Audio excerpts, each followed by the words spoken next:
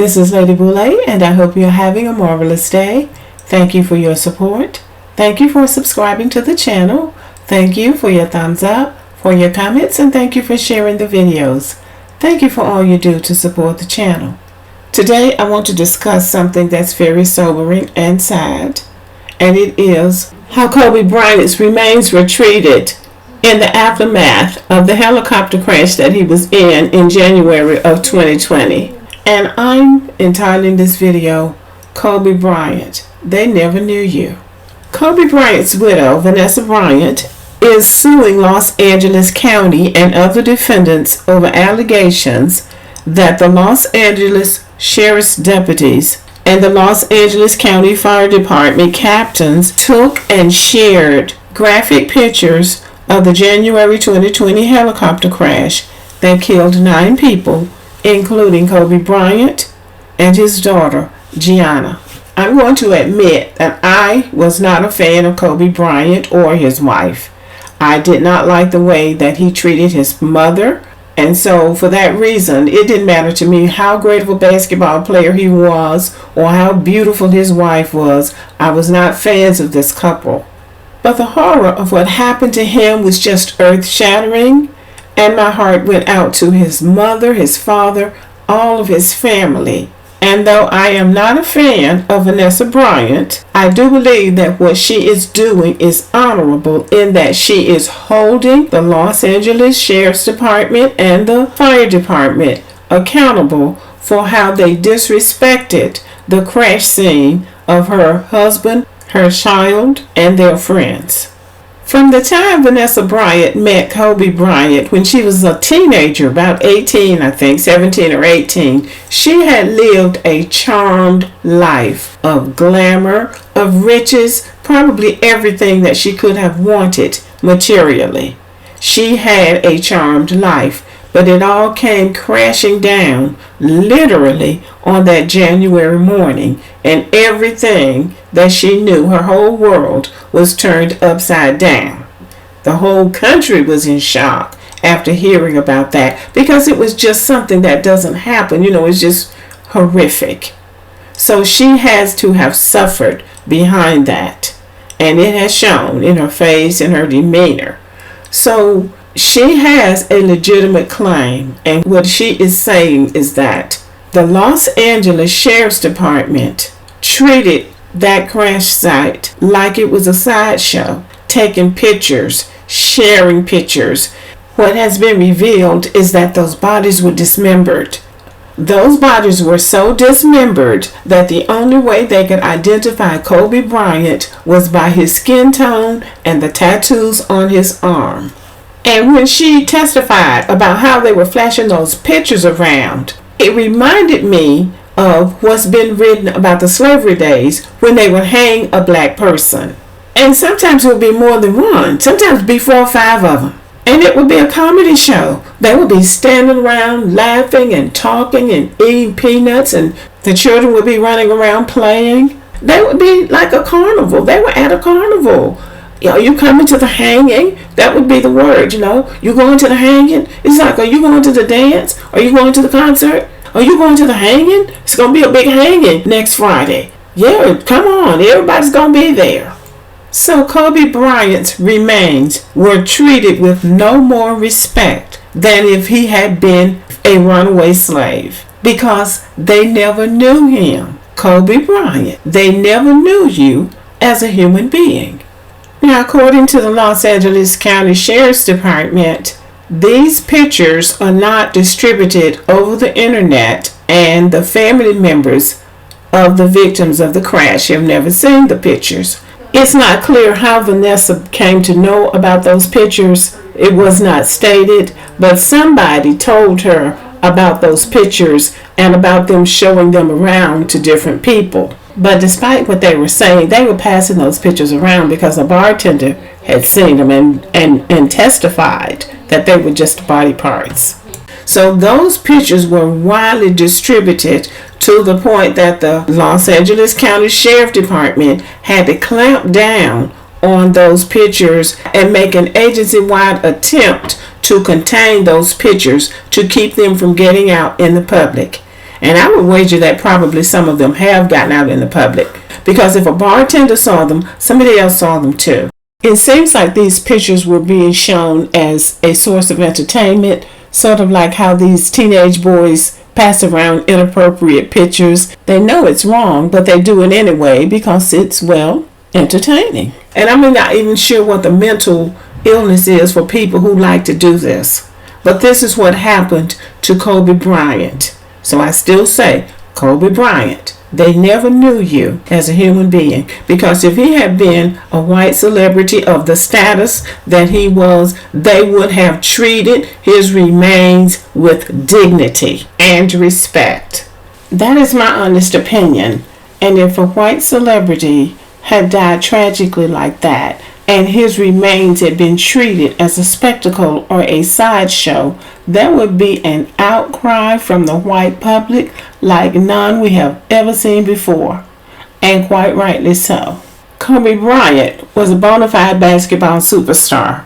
In any list of 5 of the greatest basketball players, Kobe Bryant's name is going to be on that top 5 list. He might be number 1, 2, or 3, usually between 1 and 3. But he's going to be on that list. He was an idol, and he fit the bill. He was good looking. He was from a good family. He was photogenic. He had charisma, and his gift allowed him to amass a fortune. As far as black people were concerned, Kobe Bryant was the gold standard. He was everything that you would want in a superstar and a role model to a certain extent. But in the eyes of the Los Angeles Sheriff's Department, the fire department, and everybody that was a part of that disgraceful act of taking those pictures and passing them around, he was just a dead N-word to them. And in some ways, I think you have to look at it from the standpoint of jealousy. So that was, his come up for them. It was like, okay, look what happened to this N-word. Now that's how I view it, and I don't think I'm wrong. That was a way of putting him in his place too. I think treating his remains the way that they did, I think that was a way of them trying to put him in his place. Now this lady is central to what I have to say about Kobe Bryant. This is his mother, Pamela Bryant. For context, these are his parents, Joe and Pamela Bryant. These are his sisters, Shea and Sharia. And this is the family, a young, beautiful, vibrant, and happy-looking family. This is the Bryant family. Even in this picture, you can see that Kobe is the center of attention. He is the focus of this picture, right there in the center, bigger than everybody else. His sister said on the Oprah Winfrey Show, right after he signed the contract with the Lakers, that Kobe was king in their home. Everything centered around Kobe. And just looking at this picture, you can see that that's probably true.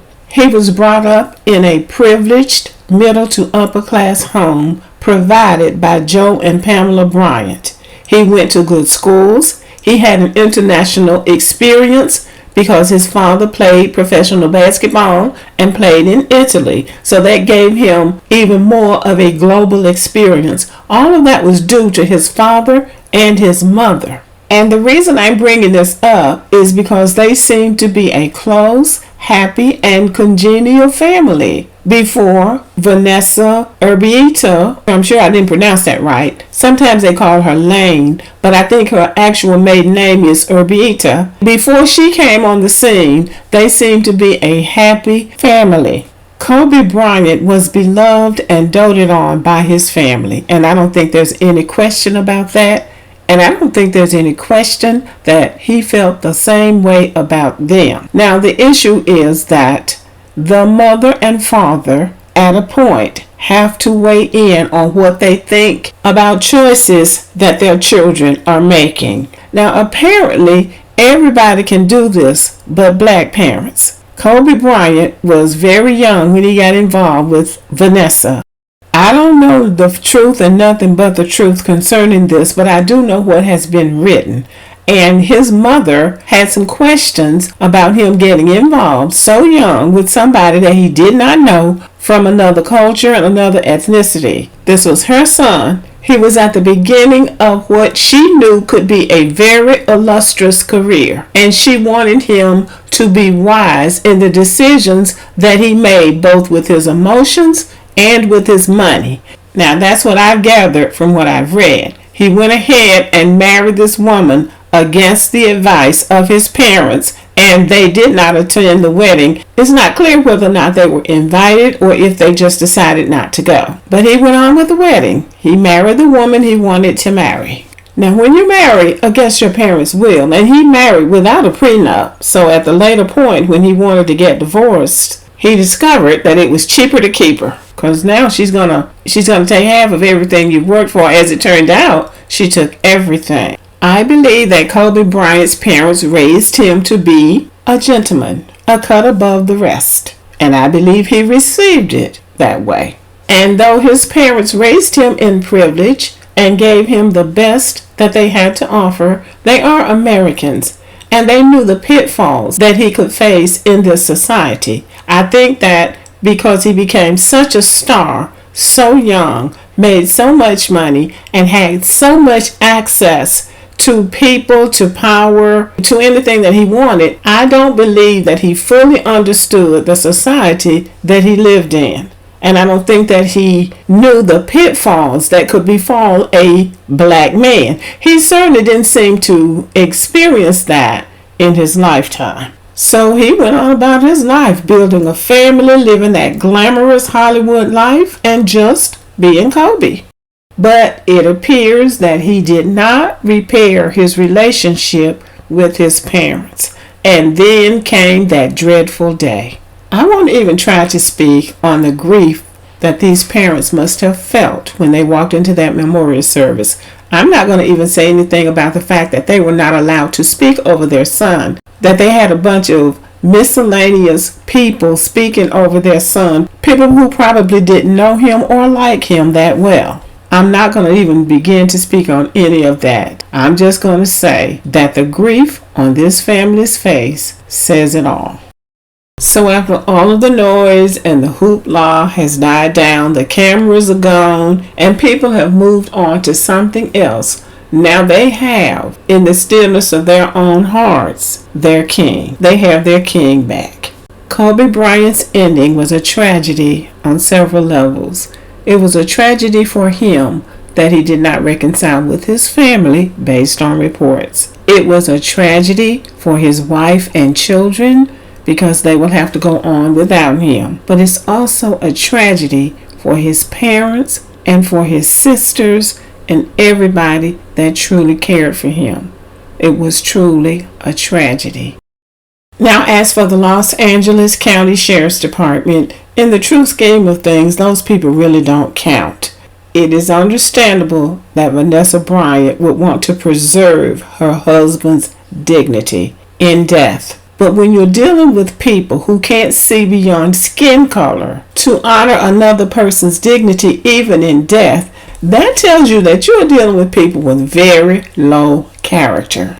They didn't see a king. They did not see a king. They didn't see a father. They didn't see a son. They didn't see a Laker. They didn't see a decent African American man. All they saw was an N-word who had risen in the world higher than they ever would. And this was a means of amusement for them. And that's a cautionary tale for all African Americans. No matter how high you get, there are those in the world who will always try to bring you down to just being an N-word. And this is so because they don't see and they don't want to see your humanity. As I am editing this video, Vanessa Bryant has been awarded $16 million for the damage that was done to her family with them behaving so recklessly towards the remains of Kobe Bryant. These two families have suffered enough. They need each other in order to heal. And if they haven't already, and I hope they have, I hope they will find a way to heal. The lesson is for the living, and I hope we all take heed to it. Kobe Bryant didn't live a full life, but he lived an extraordinary life. He should have been able to transition with dignity. But those that were in charge of handling his remains didn't see his humanity. I'll say it again, Kobe Bryant, they never knew you as a human being. Thank you for listening. Subscribe to the channel, give me a thumbs up, leave a comment, share the video, and as always, have a great day.